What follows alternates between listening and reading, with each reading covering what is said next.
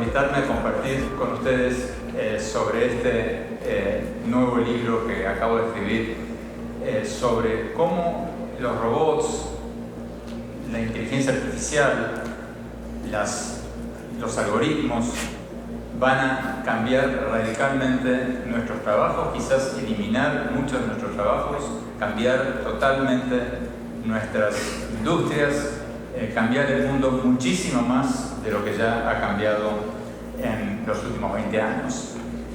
Empecé esta investigación en el 2013, cuando leí un estudio de la Universidad de Oxford que decía que el 47% de nuestros empleos van a desaparecer en los próximos 15 años por los robots. El 47%, casi la mitad. Y cuando leí eso y me enteré, leyendo el estudio, de que eso va a ir para todos, para los periodistas, para los ejecutivos, para los abogados, para los médicos, para todos, al principio me pareció un poco exagerado, porque dije, la mitad de los empleos, eso es una barbaridad. O sea, me cuesta creer que la mitad de nuestros empleos van a desaparecer en los próximos 15 años. Pero después empecé a pensar un poco en lo que está pasando en mi propia vida, alrededor mío. Y me di cuenta que es una revolución silenciosa, gradual, que nos está pasando a todos, casi sin que nos demos cuenta. Déjenme contarles mi caso. Yo hace 5 años, 6 años, hacía mi programa de televisión con 5 cámaras y 5 camarógrafos. ¿Cuántos camarógrafos tengo hoy? 1, 2, 0. Todas las cámaras son robóticas. Yo grabo mi programa de televisión, tengo 4 cámaras, 1, 2, 3, 4, y alguien me sopla al oído, un director de cámaras que no sé dónde está, me dice, mira la cámara 1, saluda a la cámara 2, despídete de la cámara 3. Después, yo durante muchísimos años tenía una traductora. ¿Sabes qué?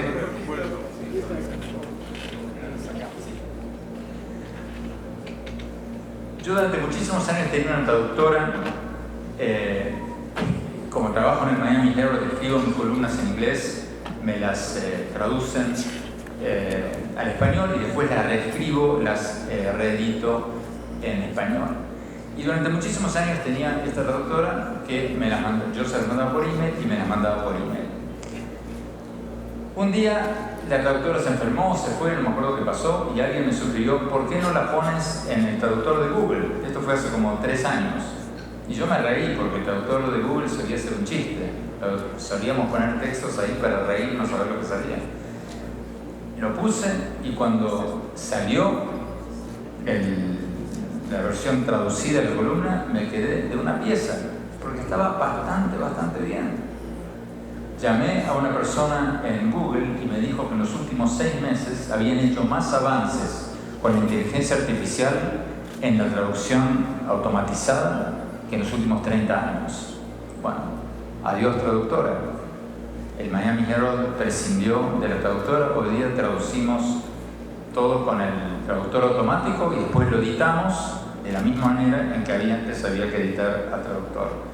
Y toma exactamente el mismo tiempo. Yo me tardo unos 20 minutos en editar la columna en español, lo mismo que tardaba antes editando a la traductora. Resultado, adiós traductora. Para ir más cerca, hace un año, hasta hace un año yo hacía mis entrevistas, entrevistaba a un presidente, iba con mi grabadora en ese momento, grababa la entrevista, volvía a mi hotel y la desgrababa. Un trabajo increíblemente tedioso, me llevaba 4 horas, o cuando no, cuando estaba apurado lo mandaba a transcribir a una transcriptora, un transcriptor, tardaba como 7-8 horas, me cobraban como $200-300, y ese era el método como se hacían las cosas. Ahora hay aplicaciones. Voy a entrevistar a un presidente, lo entrevisto, mando el audio a un servicio de transcripción robotizado y a los 2 minutos tengo la transcripción hecha, automatizada. hace poco fui a entrevistar al presidente de Argentina. Cuando salía del Palacio Presidencial, antes de entrar en el taxi, mandé el audio a red.com o trin.com, uno de estos servicios de transcripción automatizada. Cuando llegué al hotel, ya estaba. Adiós transcriptor, adiós transcriptora. Ese empleo ya no existe. Y después de que salió el libro, acá en México, en el DF, la editorial Penguin Random House me pidió que fuera a un estudio de grabación en el DF para grabar el prólogo del audiolibro, porque ya salió el audiolibro. Y cuando llego al estudio de grabación, me está esperando el actor que leyó todo el audiolibro y me dice: Andrés, me leí tu libro y lo estoy leyendo ahora para el audiolibro y me quedé de una pieza, porque yo voy a perder mi chamba. Yo le digo: ¿cómo es eso? Me dice: sí, porque ya salieron aplicaciones que leen libros sin voz robótica, con una voz humana y con el acento que tú quieras. Y yo, en mi mejor acento mexicano, le dije: no mames. O sea, no puedo creer. Y me dice: ven a la computadora y me pone el PDF del libro. Me dice: elígete 3 párrafos cualquiera. Me elegí 3 párrafos, apretó un botón y salió una voz en acento mexicano, una voz humana, un hombre, que imposible saber que era un robot, leyendo esos 3 párrafos con la misma emoción, con el mismo énfasis con que lo haría cualquier actor humano. Y me decía: este actor es un actor que cuando no tiene un papel en televisión o en cine o en lo suyo, se dedica a leer audiolibros para las editoriales. Me decía: yo estoy perdiendo mi chamba. Y ahora, hace pocas semanas, salió un presentador de noticias robótico en China. No sé si han visto el video. Es un robot, pero que luce exactamente como el presentador de noticias más conocido de China. Uno no se da cuenta, es un robot. Y están felices con él, porque trabaja 24 horas por día, no se toma vacaciones, nunca se cansa, no pide aumento de sueldo, no se sindicaliza. O sea, los chinos están felices con este presentador, por lo menos sus empleadores, la agencia de noticias Xinhua. Entonces, esto me di cuenta que ya está pasando todo alrededor mío, y lo mismo le está pasando a todos ustedes. Lo que pasa es que mucha gente no se da cuenta, yo no me di cuenta hasta que no me empecé a fijar en eso. Están desapareciendo empleos, ocupaciones, en todos los órdenes de la vida, en todos los ámbitos. Entonces, después de leer ese estudio de la Universidad de Oxford y de darme cuenta de lo que estaba pasando alrededor mío, decidí empezar a investigar este libro. Y en lugar de hacer un libro sobre el futuro del trabajo en general, quise hacer un libro específico sobre cada una de las grandes profesiones. Porque ya hay varios libros sobre el futuro del trabajo y muchos de ellos son muy buenos. Pero yo quería entrevistar a los principales gurús de cada ocupación en especial y preguntar y dedicarle un capítulo a cada una de las grandes profesiones y las grandes ocupaciones para ver qué va a ser del futuro de los periodistas, cuál va a ser el futuro de los abogados, de los médicos, de los banqueros, de los ejecutivos, de los manufactureros, de los transportistas, de los artistas, etcétera, etcétera, etcétera. ¿Cuáles, quiénes, cuántos vamos a perder nuestros trabajos, no en los próximos 30 años, porque vaya a saber, en 30 años puede pasar cualquier cosa? Me interesaba en los próximos 5, 10 años. Y entonces fui a Silicon Valley, por supuesto a Nueva York, a Japón, a Corea del Sur, a Israel, a varios países europeos, y entrevisté a los principales gurúes de cada una de estas ocupaciones y otras que les acabo de mencionar. Y después de hablar con todos ellos, escribí este libro que titulé Sálvese quien pueda. Les confieso que fue un trabajo creo que fue el libro más divertido para investigar de los que he escrito, porque me llevó a situaciones muy... Aunque el tema a primera vista parece trágico, me llevó a situaciones bastante divertidas. Para escribir el capítulo del futuro de los restaurantes y de los hoteles, fuimos con mi mujer Sandra, que me acompaña, a Japón. Fuimos al hotel manejado por robots, un hotel totalmente manejado por robots. Y cuando llegamos, es un hotel que está en Tokio, cerca de Disney World. Hay un Disney World muy grande cerca de Tokio. Y como el hotel es frecuentado por familias que van con los niños, los 3 robots conserjes que están en la entrada son dinosaurios. Son robots dinosaurios. Parecen los de, no sé, los de Jurassic Park. Y están los 3 atrás de una mesada, como en cualquier hotel, y los 3 tienen gorritos verdes de recepcionistas. Entonces, entré y el robot dinosaurio en una tableta me pidió elegir el idioma, elegí inglés. Y me dice, por favor, su pasaporte. Entonces con las garras me muestra una máquina y me dice, por favor, ponga su pasaporte ahí.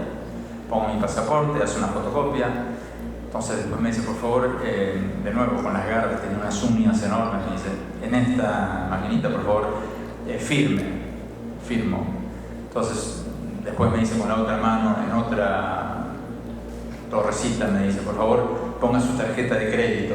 Pongo mi tarjeta de crédito. Por favor, saque la llave de su habitación. O sea, lo mismo que un conserje humano. Exactamente lo mismo.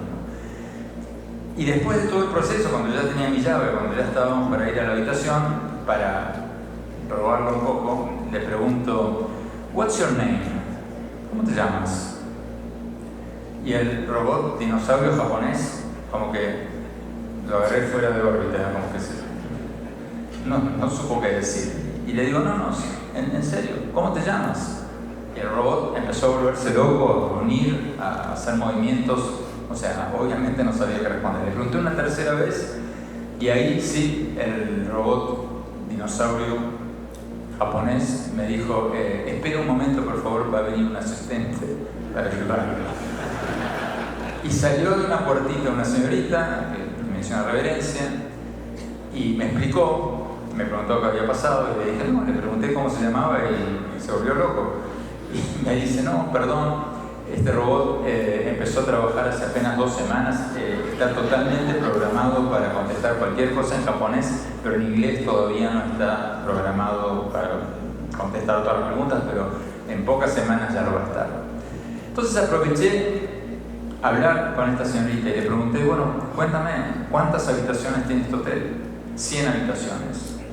¿Cuántos humanos, cuántos empleados, gerentes, humanos hay? Eran como las 9:30 de la noche. Me dice, 2. El manager y yo, que soy el asistente del manager. Entonces me puse a pensar, un hotel de 100 habitaciones, que dicho sea de paso estaba casi lleno, manejado por 2 personas. ¿Cómo va a ser Courtyard, Hyatt, todas las demás cadenas para competir con eso? Imposible. Entonces ese es el mundo en el que estamos entrando. Ahí mismo en Japón fui a varias cadenas de sushi donde ya no hay camareros, no hay camareras, hasta el chef es un robot. Es un robot con 2 brazos robóticos, con un brazo corta el sushi, con el otro le pone el salmón, o sea, los pescaditos, todo eso. Cadenas enormes, totalmente automatizadas. Entonces, capítulo por capítulo fui contando las cosas que me encontré en todos estos lugares. Para el capítulo sobre el futuro de los vendedores, de las tiendas, fui a Silicon Valley, a una gran tienda de artículos del hogar, Lowe's, donde ya tienen robots. Dicho sea de paso, ese robot era de una fábrica hecha en un startup hecho por un mexicano. Lo encuentro en el libro. Y el dueño, el que manejaba los robots, me contaba que los hicieron sin brazos para que la gente no se asuste, porque tenían miedo que alguna persona estaba en un corredor por ahí, se da vuelta y se encuentra con un robot así de grande y le agarra un infarto. Entonces, para evitar sustos, lo hicieron como una persona, pero sin brazos. Y el robot tiene una tableta, parece un hombre de tamaño humano, tiene una tableta en el pecho.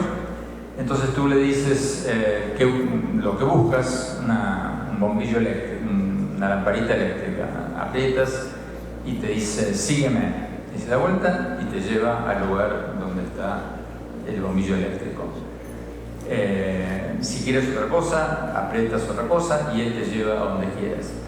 Y de noche, ese mismo robot hace todo el inventario, porque todos los productos tienen sensores, y antes iba un señor, una señora, un empleado, una empleada, una libretita, y anotaba, faltan 3 destornilladores, faltan 5 martillos.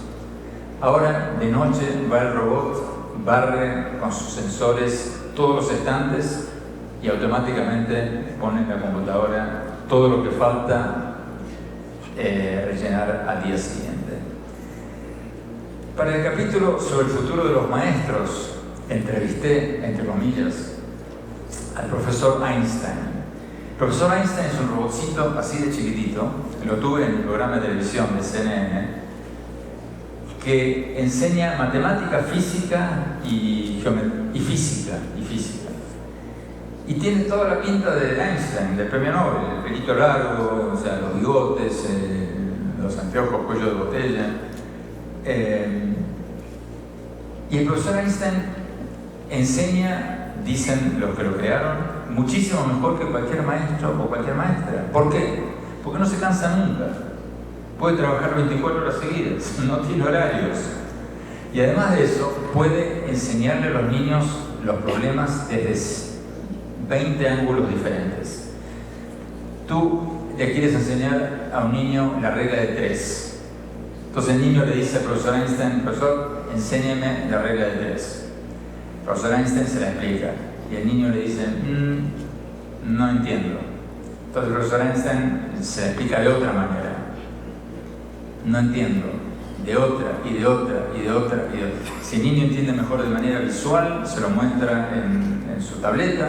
Si entiende mejor de manera auditiva, se lo explica auditivamente. Si entiende mejor con un videíto, con un video. Si entiende mejor cantando, bailando, lo que sea. Tiene 20 formas de enseñar la regla de 3. ¿Cómo puede un profesor, una maestra, un maestro competir con eso? Imposible. Ahora, eso no significa que los maestros van a desaparecer. Obvio, no van a desaparecer, al contrario, y después voy a entrar en eso. Pero van a tener que cambiar totalmente lo que hacen, porque lo que hacen hoy los maestros, que es impartir conocimientos, es totalmente antiguo, rebasado por la tecnología. Hoy no tiene ningún sentido que un maestro o una maestra le enseñe a los niños quién descubrió América o en qué año Gutenberg descubrió la imprenta. Eso cualquier niño o cualquier niña lo encuentra en una búsqueda de internet muchísimo mejor, con dibujitos, con música, con videitos, con todo. Es totalmente rebasado por la historia que una maestra imparta conocimientos.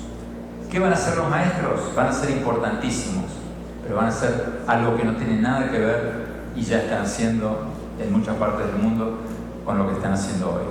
Van a ser motivadores, le van a enseñar a los niños, a las niñas, cómo encontrar su pasión. Van a impartir valores morales, van a impartir valores éticos, van a ayudar a los niños, a las niñas a trabajar en equipo. Van a hacer muchísimas cosas que los robots no pueden hacer tan bien como los humanos. Pero no va a ser lo que están haciendo hoy. Los maestros y las maestras que sigan impartiendo conocimientos están condenados en los países que funcionan a ser dejados de lado. Lo mismo con el ejemplo que les daba antes de los vendedores en la ferretería. Le pregunté al dueño de la startup esta mexicana en Silicon Valley ¿cuál fue la reacción de los vendedores cuando empezaron a usar los robots? Y él me contaba que la reacción fue buena, porque los vendedores hasta ahora, su trabajo era llevar a una persona a donde estaba el bombillo eléctrico, llevar a una persona hasta donde está el destornillador, decirles el precio y punto. Un trabajo muy básico, muy rutinario, muy aburrido. Ahora, muchos de estos vendedores y estas vendedoras pueden hacer lo que les gusta, que es, muchos de estos son gente que le gusta el trabajo manual, le gusta arreglar las cosas en la casa, y han pasado a ser asesores de venta, que es algo muy diferente. No venden, le ayudan a la gente, le explican a la gente cómo reparar el grifo de la cocina, le explican a la gente cómo reparar artefactos en el hogar, y de paso le venden lo que necesitan.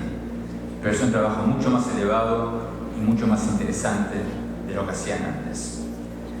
Para el futuro de los bancos, antes de ir al futuro de las industrias, que seguramente es el que más les interesa a ustedes, para el futuro de los bancos hablé con varios gurúes del fintech, de la tecnología de las finanzas, y uno de ellos me contaba que en los próximos 5 años el 50% de las sucursales bancarias van a desaparecer. ¿Por qué? Porque cada vez más de nosotros hacemos nuestras transacciones por teléfono, o desde nuestro laptop, o de nuestra computadora en casa. En México probablemente tarda un poco más porque hay un sector de la población que todavía no está bancarizado. Pero en los países, en Estados Unidos, en Europa, se calcula que ya en el 2015 los bancos de Estados Unidos y Europa despidieron a 100.000 empleados, y se espera que se pierdan unos 1.8 millones de empleados bancarios en los próximos 10 años. Están surgiendo bancos virtuales como Betterment.com, que al no tener que comprar o alquilar edificios ni tener muchos empleados, cobran muchísimo menos en servicios que los bancos tradicionales. Vayamos al capítulo que escribí sobre el futuro de las fábricas manufactureras, que seguramente es el que más les interesa a ustedes. Fui a Corea del Sur a visitar fábricas robotizadas y hablar con los ejecutivos de las principales compañías de robótica. Y me contaban que ya en las principales fábricas coreanas hay unas 20 personas y unos 200 robots. O sea, hay 10 veces más robots que humanos en las fábricas automotrices y de artículos electrónicos. Y esto está pasando a nivel mundial. La Federación Internacional de Robótica dice que entre el 2003 y el 2015 se triplicó la venta mundial de robots industriales. Se triplicó. De 245.000, se triplicó a 245.000. Pero acá viene lo más importante. De ahora en más, entre el 2015 y el 2025, la Federación Internacional de Robótica calcula que se va a triplicar de nuevo a 900.000 robots industriales por año. O sea, esto no lo está parando nadie. Las fábricas de China, de Corea del Sur, de todos estos países se están robotizando a un nivel aceleradísimo. El chiste que me contaron en Corea del Sur es el mismo que después escuché en Silicon Valley, y estoy seguro que muchos de ustedes escucharon, el de los 2 empleados de la fábrica del futuro. No. Bueno, dice que las fábricas del futuro van a tener solo 2 empleados. Un hombre o una mujer y un perro. El hombre va a estar ahí para darle de comer al perro, y el perro va a estar ahí para cuidar que el hombre no toque las máquinas. Esa es la fábrica del futuro, y ya en muchos lados la fábrica del presente. Muchos de ustedes deben estar pensando ahora que esto va a pasar en Corea del Sur, en Estados Unidos, en Alemania, pero que falta mucho para que pase en México. Yo pensaba lo mismo, pero desde que empecé la investigación, una de las cosas que más me impresionó es que es exactamente lo contrario. Cuando empecé la investigación, lo primero que hice fue ir a Oxford, a la Universidad de Oxford, a entrevistar a los economistas que habían hecho este estudio de que el 47% de los empleos van a desaparecer. Y le pregunté, ¿dónde va a ser esto, este 47%? Me dijo, eso va a ser en Estados Unidos, en Alemania.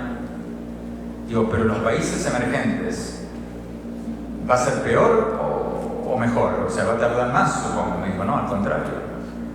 Los países más afectados, me decían, Carl Frey y Mike Losborn, que son los dos principales autores de este estudio, los países más afectados van a ser China y México. El mundo. ¿Por qué? Porque lo más fácil, lo primero que hacen los robots es la labor rutinaria, repetitiva, manual, previsible, como lo hacen los robots en las fábricas automotrices o textiles o de varias otras manufacturas. O sea, China y México van a ser mucho más impactados por este fenómeno de robotización que los países como Estados Unidos y Alemania y otros que tienen una economía mucho más dependiente de los servicios que de las manufacturas. Y México va a tener un gran problema, porque mientras China se está robotizando a toda máquina, valga la metáfora, México no. Ustedes dirán, sí, no, pero nosotros también tenemos fábricas robotizadas, usamos muchos robots. Seguramente muchos de ustedes aquí tienen una buena parte de sus fábricas robotizadas, pero no se equivoquen. Miren las cifras. Según las cifras de la Federación Internacional de Robótica, China está comprando más robots industriales hoy que cualquier otro país. Este año, en el 2019, China va a comprar, está terminando de comprar 210.000 robots industriales. Eso es más que Estados Unidos y los 28 países de la Unión Europea juntos. Miren la comparación entre China y México. Escalofriante. Mientras que China va a comprar esos 210.000 robots industriales este año, ¿cuántos creen que van a comprar en México? 6.000. China 210.000, México 6.000. En América Latina se estima que México va a comprar 6.000 robots industriales este año, Brasil 900, nada, y el resto de todos los países sudamericanos juntos solo 500, nada. Datos de la Federación Internacional de Robótica. Ahora ustedes dirán, bueno, claro, China tiene 10 veces la población de México, es lógico que tenga más robots. Cuidado. Cuando uno mira las cifras per cápita, China ya hoy tiene 97 robots por cada 10.000 trabajadores. México, 36 robots por 10.000 trabajadores. La diferencia es abismal.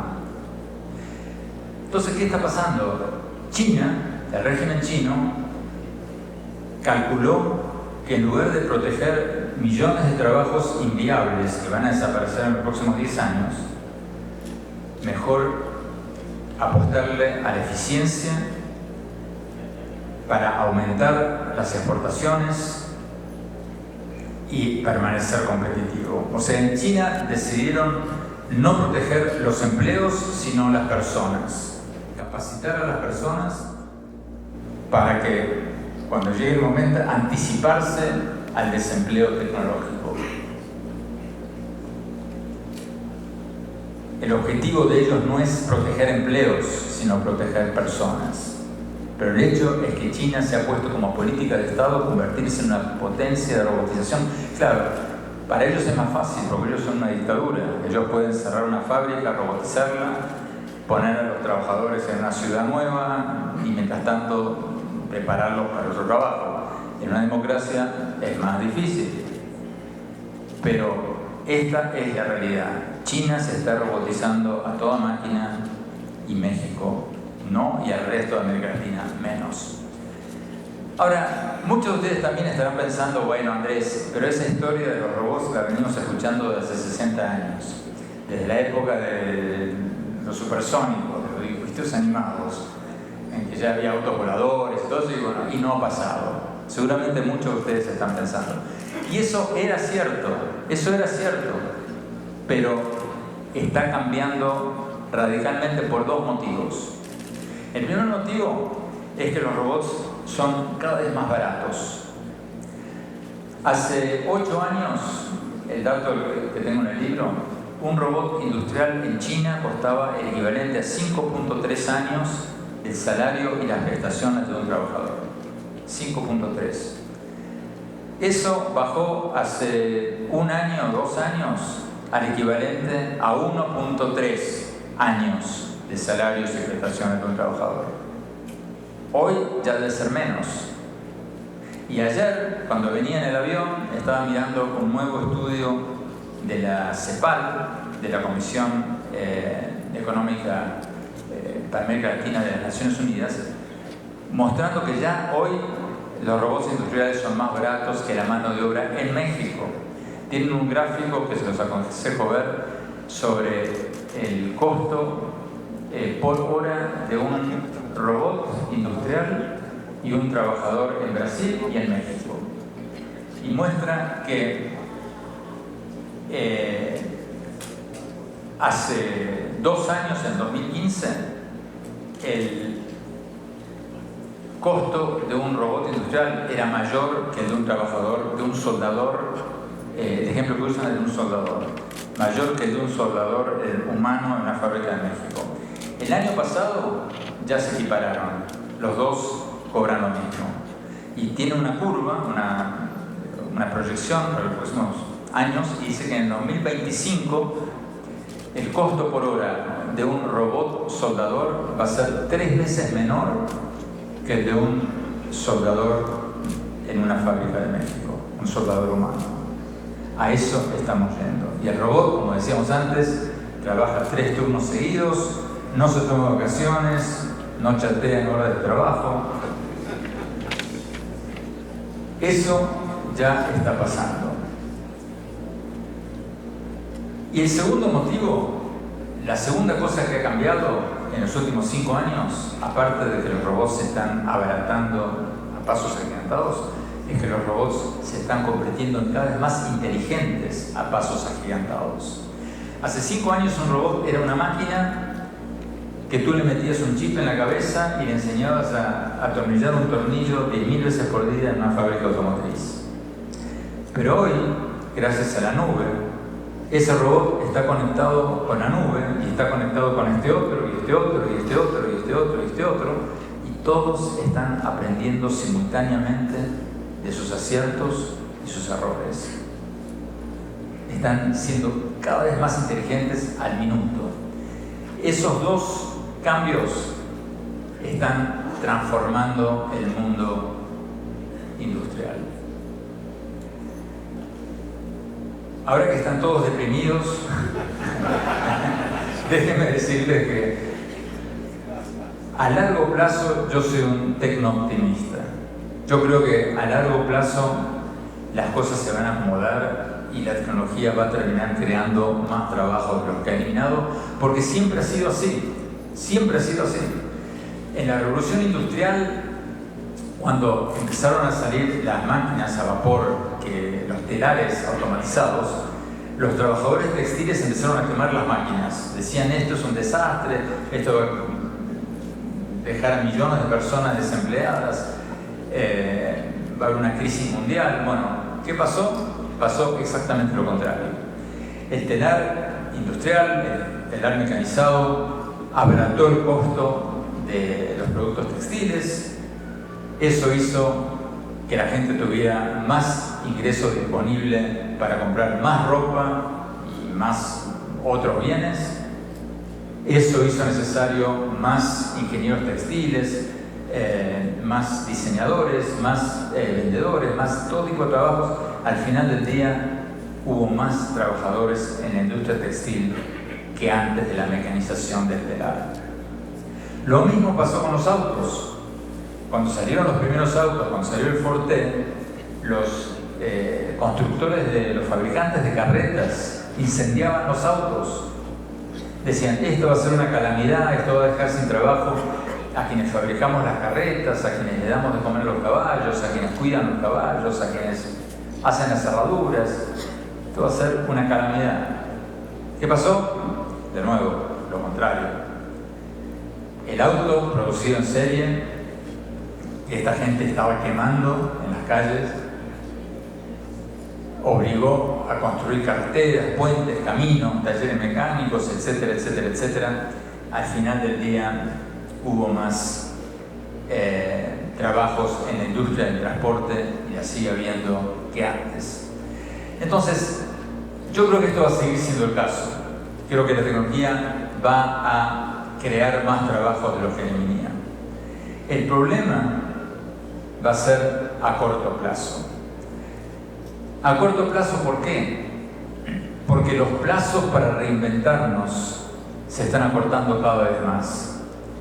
Yo en el libro doy el ejemplo de la cajera en el edificio, en el parqueo del edificio donde trabaja mi hijo en Miami. Yo voy todos los jueves a almorzar con mi hijo, es un abogado, trabaja en uno de los principales edificios de Miami. Y cuando voy a estacionar el carro, estaba esta señora que me reconoció de la televisión y siempre me hacía comentarios. Hola Andrés, ¿qué tal? Muy bueno el programa del domingo, buenísimo. Y después, con el tiempo, empecé a entablar pequeñas conversaciones con ella y la usaba como un focus group de una persona. Y le preguntaba, ¿qué tal te gustó el programa del domingo en CNN? Y dijo, no, buenísimo, pero ese invitado es aburridísimo, no lo invites más, o este otro es buenísimo, invítalo más a menudo. O me decía, no uses más corbatas rojas, parece Trump. Empecé a tener cada vez que salía una charlita con ella. Hasta que un jueves voy, como todas las semanas, y no está. Desapareció la señora y desapareció la caja de cristal donde estaba, y en su lugar una máquina como los que acá tienen en el aeropuerto, en la que tomas tu ticket y pagas con la tarjeta cuando te vas. Ese es el problema que vamos a tener, que no tenemos tiempo para reconvertir a esta señora de la noche a la mañana en una analista de datos o en una profesional de alguna de las profesiones del futuro. Los tiempos se están acortando cada vez más. Cuando vivíamos en las cavernas, tuvimos miles de años para convertirnos de cazadores en agricultores.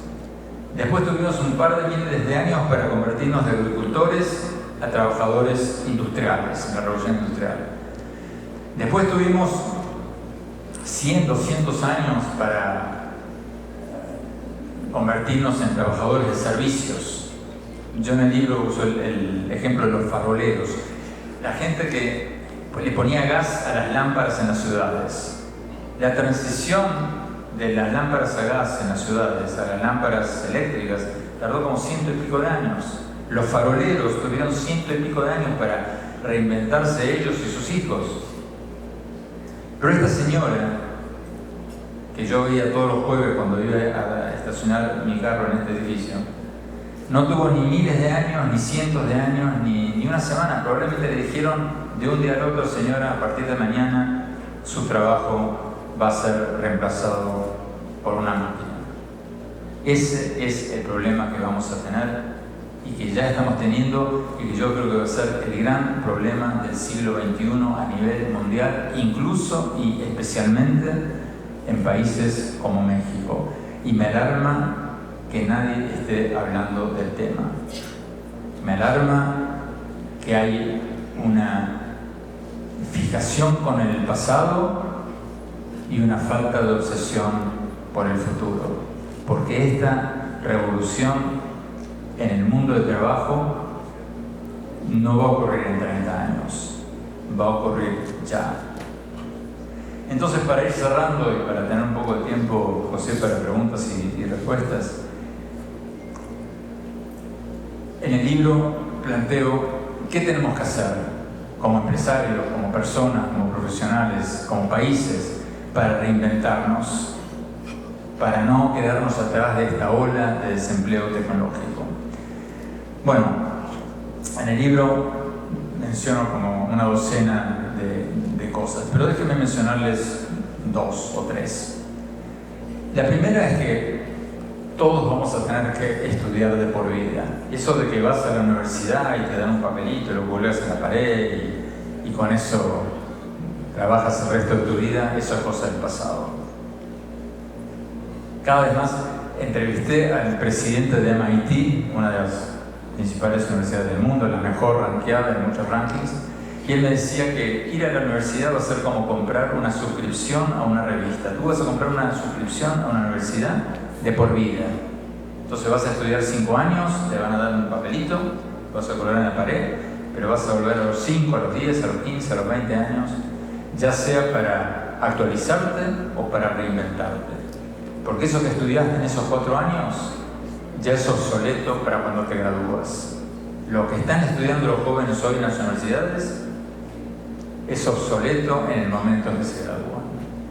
Vamos a tener que reinventarnos y actualizarnos constantemente. Segundo, todos vamos a tener que ser más innovadores, muchísimo más de lo que somos ahora. Las personas y las empresas. Yo siempre les aconsejo a todos, incluso a los que están trabajando en empresas, no solo a nivel personal, hacer lo que hizo, lo que hace el chef peruano Gastón Acurio. ¿Conocen ustedes el caso de Acurio? Cuento el caso de él en uno de mis libros anteriores. Es un chef peruano que empezó innovando, creando comida amazónica peruana, y hoy día tiene un emporio de cientos de restaurantes en París, Londres, Nueva York, Buenos Aires, México, todos lados. Un emporio impresionante hizo.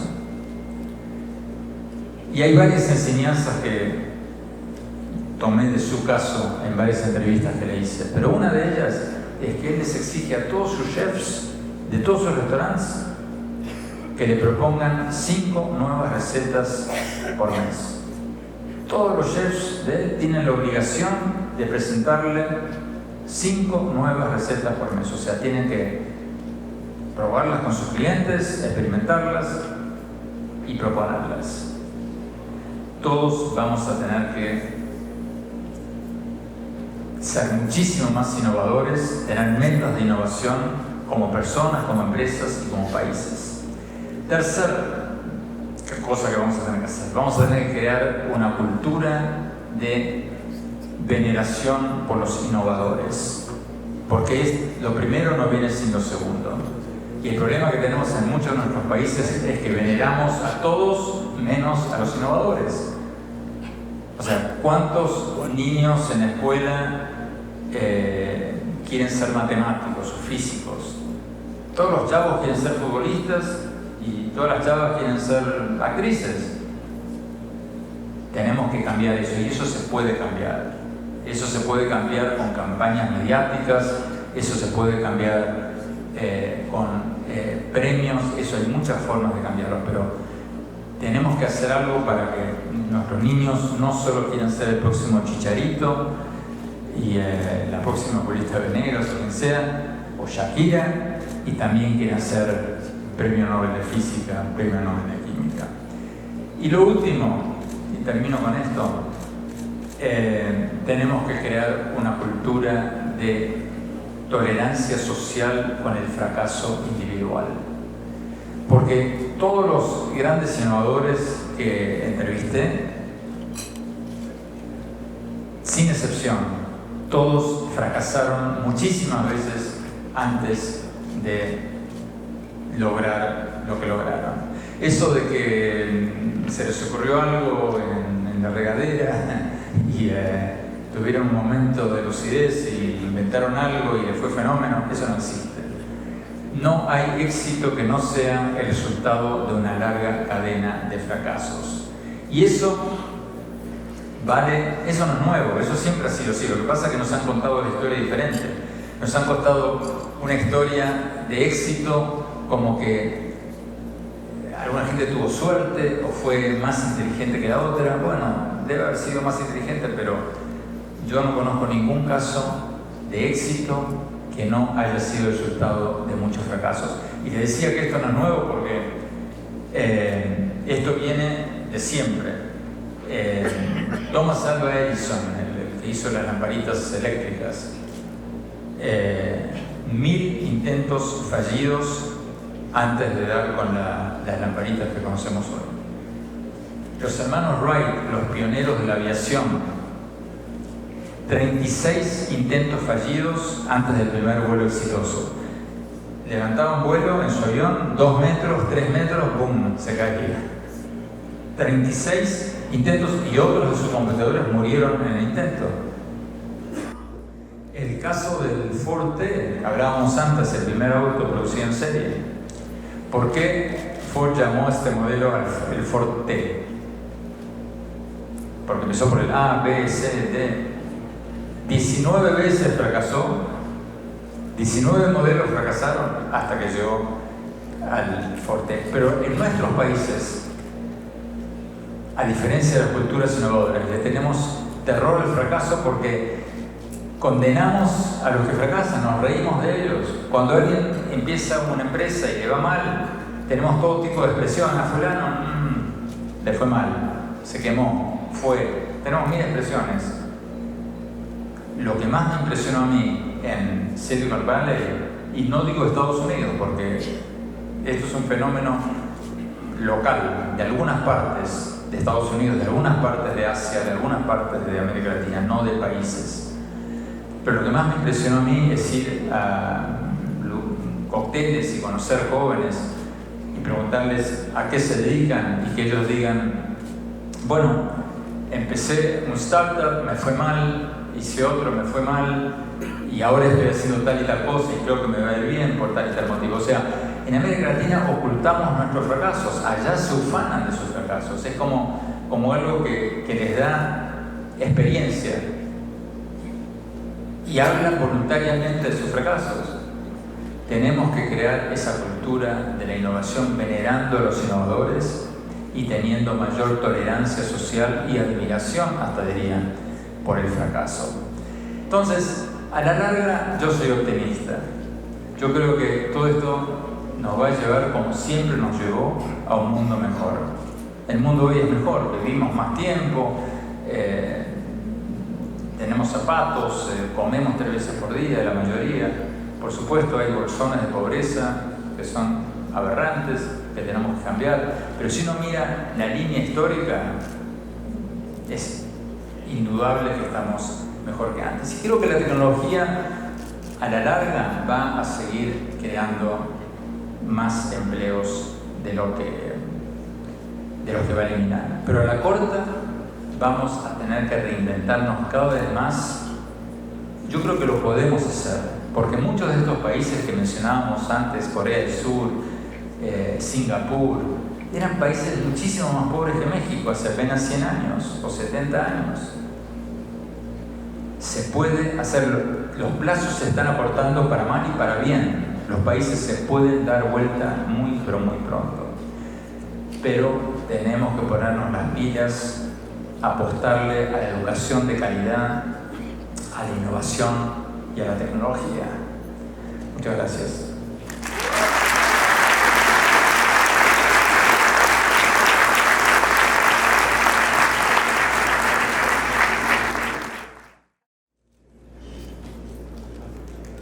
Muchísimas gracias por tu participación. Mira, tenemos varias preguntas y básicamente muchas de ellas se centran en un aspecto muy particular. ¿Cómo es que tú imaginas el progreso de la educación, sobre todo en los niveles básicos? Estamos hablando de algoritmos, estamos hablando de programación. ¿Cómo imaginas que será ahora el proceso de la educación básica desde niños para poder incursionar bajo la actual tecnología?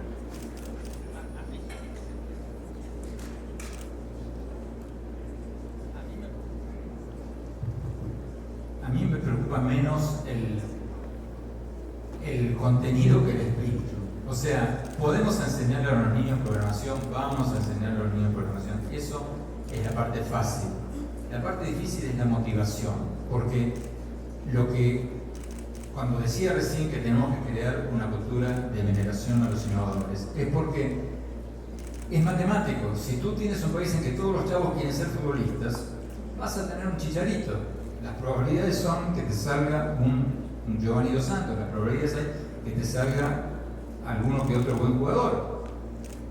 Si tú no tienes millones de niños que quieran ser el próximo Mario Molina, las probabilidades son que no vas a tener un nuevo Mario Molina. Entonces, a mí lo que más me preocupa es tener maestros y maestras preparados para motivar a los niños, para llegar a los empleos sofisticados y a las profesiones sofisticadas, y no entrenarlos simplemente en los conocimientos del pasado que los van a condenar a trabajar en industrias condenadas a desaparecer.